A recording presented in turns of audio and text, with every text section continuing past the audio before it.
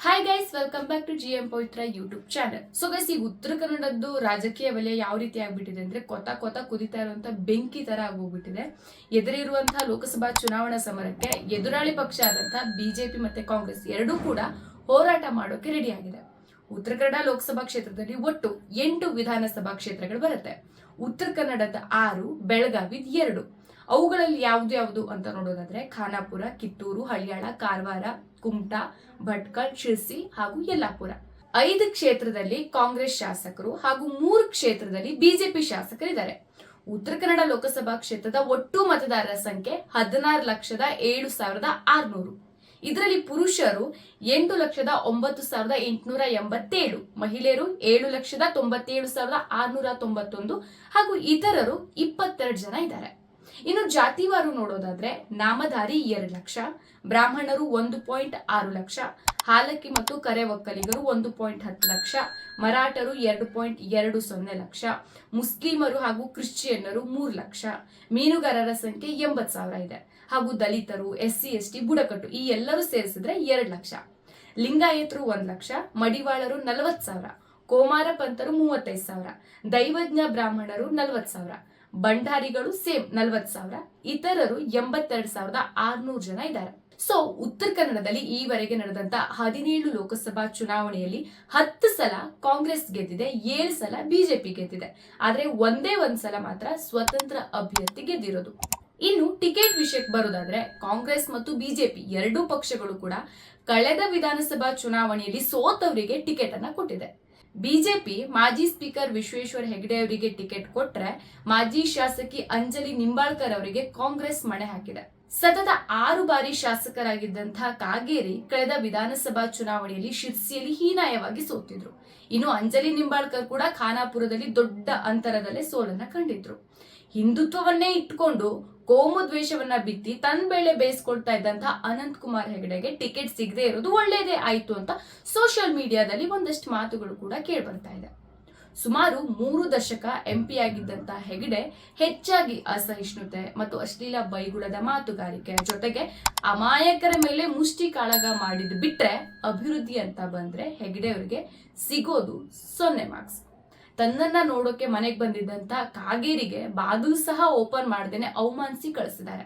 ಸಮಾಧಾನ ಮಾಡೋಕೆ ಬಂದಿದ್ದಂತಹ ಜಿಲ್ಲಾ ಬಿಜೆಪಿ ಚುನಾವಣಾ ಉಸ್ತುವಾರಿ ಮಾಜಿ ಮಂತ್ರಿ ಹರತಾಳು ಹಾಲಪ್ಪರ್ ಅವರಿಗೆ ಮುಲಾಜಿಲ್ದೆ ಬೈದ್ ಕಳಿಸಿದ್ದಾರೆ. ಹಾಗಾದ್ರೆ ಇದರಿಂದ ಕಾಂಗ್ರೆಸ್ಗೆ ಲಾಭ? ಬಿಜೆಪಿ ಅಭ್ಯರ್ಥಿ ಕಾಗೇರಿಗೆ ಹೋದಲ್ಲೆಲ್ಲ ಅವಮಾನ ಅಪಶಕುನ ಎದುರಾಗ್ತಾ ಇದೆ.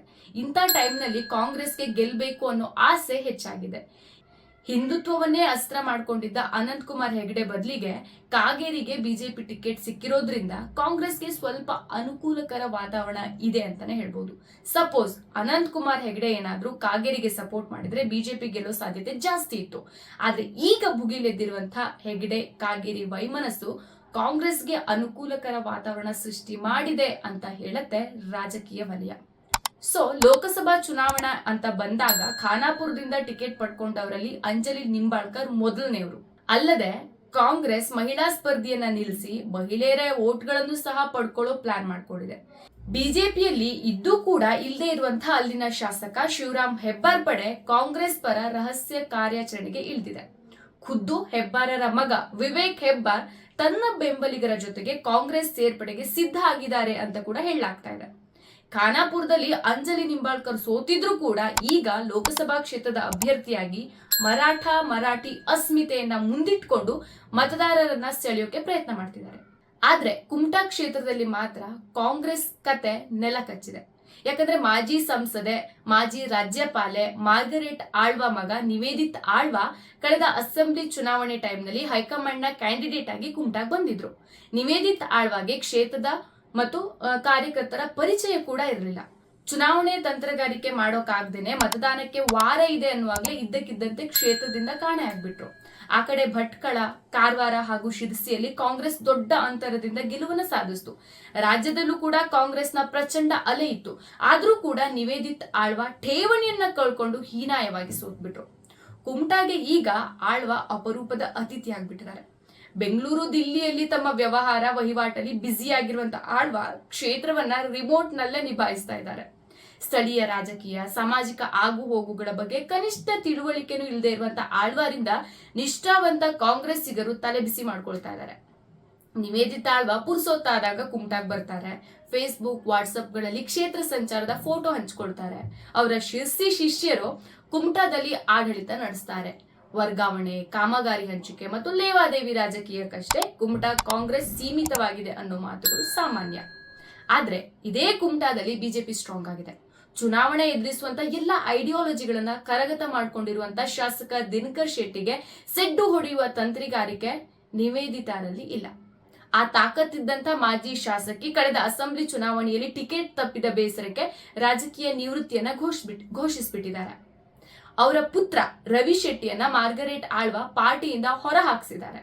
ಕ್ಷೇತ್ರದಲ್ಲಿ ತನ್ನದೇ ಆದ ಚರಿಷ್ಮಾ ಹೊಂದಿರುವಂತಹ ನಾಮಧಾರಿ ಸಮುದಾಯದ ಸೂರಜ್ ನಾಯ್ಕ್ ಸೋನಿಯನ್ನ ಜೆಡಿಎಸ್ ನಿಂದ ಕಾಂಗ್ರೆಸ್ ತರೋ ಪ್ರಯತ್ನ ನಡೆದಿತ್ತು. ವಿಧಾನಸಭಾ ಚುನಾವಣೆಯಲ್ಲಿ 600 ಚಿಲ್ಲರೆ ಮತದ ತೀರಾ ಸಣ್ಣ ಅಂತರದಲ್ಲಿ ಸೋತಿರುವಂತಹ ಸೂರಜ್ ನಾಯ್ಕ್ ಸೋನಿಯವರು ಬಿಜೆಪಿಯ ದಿನಕರ್ ಶೆಟ್ಟಿಗೆ ಬೆವರಿಳಿಸಿಬಿಟ್ಟಿದ್ರು. ಶಾರದಾ ಶೆಟ್ಟಿ ಮತ್ತು ಸೂರಜ್ ನಾಯ್ಕರನ್ನ ಒಲಿಸ್ಕೊಂಡ್ರೆ ಕುಮಟಾದಲ್ಲಿ ಕಾಂಗ್ರೆಸ್ಗೆ ಹೋದ ಜೀವ ಮರಳಿ ಬರುತ್ತೆ ಅನ್ನೋ ರಾಜಕೀಯ ಚರ್ಚೆ ವಲಯದಲ್ಲಿ ಕೇಳಿ ಬರ್ತಾ ಇದೆ. ಆದ್ರೆ ಜನ ಬೆಂಬಲದ ಶಾರದಾ ಶೆಟ್ಟಿ, ರವಿ ಶೆಟ್ಟಿ ಮತ್ತು ಸೂರಜ್ ನಾಯ್ಕ್ ಕಾಂಗ್ರೆಸ್ಗೆ ಬಂದ್ರೆ ನಂದೇನೂ ನಡೆಯೋದಿಲ್ಲ ಅನ್ನೋ ಭಯದಲ್ಲಿ ನಿವೇದಿತ್ ಆಳ್ವ ಅಡ್ಡಗಾಲ್ ಹಾಕ್ತಿದ್ದಾರೆ ಅಂತ ಕೂಡ ಹೇಳಲಾಗ್ತಾ ಇದೆ. ಮತ್ತೊಂದ್ ಕಡೆ ಕುಮಟಾ ಕಾಂಗ್ರೆಸ್ ಸ್ಥಿತಿಗತಿಯ ಅರಿವಿರುವಂತಹ ಹಿರಿಯ ಮುಂದಾಳು RV ದೇಶಪಾಂಡೆ ನಿರ್ಲಿಪ್ತರಾಗಿದ್ದಾರೆ. ಸುಮಾರು 2.5 ದಶಕದ ಹಿಂದೆ ಮಾರ್ಗರೇಟ್ ಆಳ್ವ ತಾನು ಉತ್ತರ ಕನ್ನಡದ ಸೊಸೆ ಅಂತ ಹೇಳ್ತಾ ಜಿಲ್ಲೆಯನ್ನ ಪ್ರವೇಶಿಸ್ತಾ ಇದ್ದಂತೆಯೇ ಅವರ ಒಂದಿಷ್ಟು ದತ್ತು ಮಕ್ಕಳ ದರ್ಬಾರು ಕೂಡ ಶುರುವಾಗಿತ್ತು. ನೆಲೆ ಬೆಲೆ ಇಲ್ಲದ ಈ ದತ್ತು ಮಕ್ಕಳನ್ನ ಕಟ್ಕೊಂಡು ತಿರುಗ್ತಾ ಇದ್ದಂತಹ ಮಾರ್ಗರೇಟ್ ಆಳ್ವ ಸತತ ಸೋಲ್ ಕಾಣುವಂತೆ ಆಯ್ತು ಅನ್ನೋದು ಇತಿಹಾಸ. ಅದ್ಬಿಡಿ, ಅದೇ ಪರಂಪರೆ ಈಗ ಕುಮಟಾದಲ್ಲಿ ಮುಂದುವರೆದಿದೆ. ಇದರ ದುಷ್ಪರಿಣಾಮ ಕಾಂಗ್ರೆಸ್ ಮೇಲೆ ಆಗ್ತಾ ಇದೆ. ಕುಮಟಾ ಕಾಂಗ್ರೆಸ್ನ ಸದ್ಯದ ಪರಿಸ್ಥಿತಿ ಅದೆಷ್ಟು ಹೀನಾಯ ಆಗಿದೆ ಅಂತಂದ್ರೆ, ಲೋಕಸಭಾ ಕ್ಷೇತ್ರ ವ್ಯಾಪ್ತಿಯಲ್ಲಿ ಉಳಿದಂತಹ 7 ಅಸೆಂಬ್ಲಿ ಕ್ಷೇತ್ರಗಳಲ್ಲಿ ಮುನ್ನಡೆ ಸಾಧಿಸಿದ್ರೂ ಕೂಡ ಅದೆಲ್ಲವನ್ನ ಕುಮಟಾದ ಒಂದೇ ಒಂದು ಕ್ಷೇತ್ರ ಹಿನ್ನಡೆ ಆಗಿಸುವಂತ ಸಾಧ್ಯತೆ ಇದೆ ಅಂತ ಕಾಂಗ್ರೆಸ್ಸಿಗರು ಆತಂಕ ಪಡ್ತಾ ಇದ್ದಾರೆ. ಪಕ್ಷಕ್ಕೆ ಪ್ರಯೋಜನವಿಲ್ಲದೆ ಇರುವಂತ ನಿವೇದಿತ್ ಆಳ್ವಾರ ಹಿಡಿತದಿಂದ ಕಾಂಗ್ರೆಸ್ ಹೊರಗೆ ತರದೇ ಇದ್ರೆ ಅಂಜಲಿ ನಿಂಬಾಳ್ಕರ್ ಗೆಲ್ಲೋದು ಕಷ್ಟ. ನಿವೇದಿತ್ ಆಳ್ವ ರಾಜಕಾರಣದಲ್ಲಿ ಝೀರೋ, ಹೈಕಮಾಂಡ್ ಪಾಲಿಟಿಕ್ಸ್ ನಲ್ಲಿ ಹೀರೋ ಆಗಿದ್ದಾರೆ. ಯಾಕಂದ್ರೆ ರಾಹುಲ್ ಗಾಂಧಿ ಜೊತೆ ನೇರ ಸಂಪರ್ಕ ಇದೆ. ಹೀಗಾಗಿ ಕುಮಟಾ ಕಾಂಗ್ರೆಸ್ನ ಪರಿಸ್ಥಿತಿ ಗೊತ್ತಿದ್ರೂ ಕೂಡ ಸಿಎಂ ಸಿದ್ದು ಮತ್ತು ಕೆಪಿಸಿಸಿ ಅಧ್ಯಕ್ಷ DK ಶಿವಕುಮಾರ್ ಏನು ಮಾಡೋಕ್ಕಾಗ್ತಾ ಇಲ್ಲ. ಜಿಲ್ಲಾ ಉಸ್ತುವಾರಿ ಮಂತ್ರಿ ಮಂಕಾಳ್ ವೈದ್ಯ ಸದ್ಯ ಇಕ್ಕಟ್ಟಿನಲ್ಲಿ ನಿವೇದಿತ್ ಕೈಯಿಂದ ಕಾಂಗ್ರೆಸ್ ಹೊರತರುವ ಅಥವಾ ಬೈಪಾಸ್ ಮಾಡಿ ಪಕ್ಷಕ್ಕೆ ಹೊಸ ಹುರುಪು ನೀಡುವಂತ ಸಾಹಸಕ್ಕೆ ಧೈರ್ಯನೇ ಮಾಡ್ತಾ ಇಲ್ಲ. ಇಂಥ ಸಂದಿಗ್ಧ ಸಮಸ್ಯೆ ಪರಿಹರಿಸೋಕೆ ಸಾಧ್ಯ ಆಗ್ತಾ ಇದ್ದಂತ ದೇಶಪಾಂಡೆ ಸೈಲೆಂಟ್ ಆಗಿದ್ದಾರೆ ಅನ್ನೋ ಮಾತುಗಳು ಕಾಂಗ್ರೆಸ್ನ ಅಂಗಳದಲ್ಲಿ ಕೇಳ್ಬರ್ತಾ ಇದೆ. ಒಟ್ನಲ್ಲಿ ಕಾಂಗ್ರೆಸ್ ಹುರಿಯಾಳು ಅಂಜಲಿ ನಿಂಬಾಳ್ಕರ್ ಸೋಲು ಗೆಲುವು ಕುಮಟಾ ಕಾಂಗ್ರೆಸ್ನ ಸಿಕ್ಕುಗಳಲ್ಲಿ ಸಿಕ್ಕಾಕೊಂಡ್ಬಿಟ್ಟಿದೆ. ಅಂಜಲಿ ನಿಂಬಾಳ್ಕರ್ ಪಾರ್ಟಿ ಹಿರಿಯರಿಂದ ಕುಮಟಾ ಕಾಂಗ್ರೆಸ್ ಸಿಕ್ಕುಗಳನ್ನ ಹೇಗೆ ಬಿಡಿಸ್ತಾರೆ ಅನ್ನೋ ಕುತೂಹಲ ಕೆನರಾ ಲೋಕಕಣದಲ್ಲಿ ಮೂಡಿದೆ.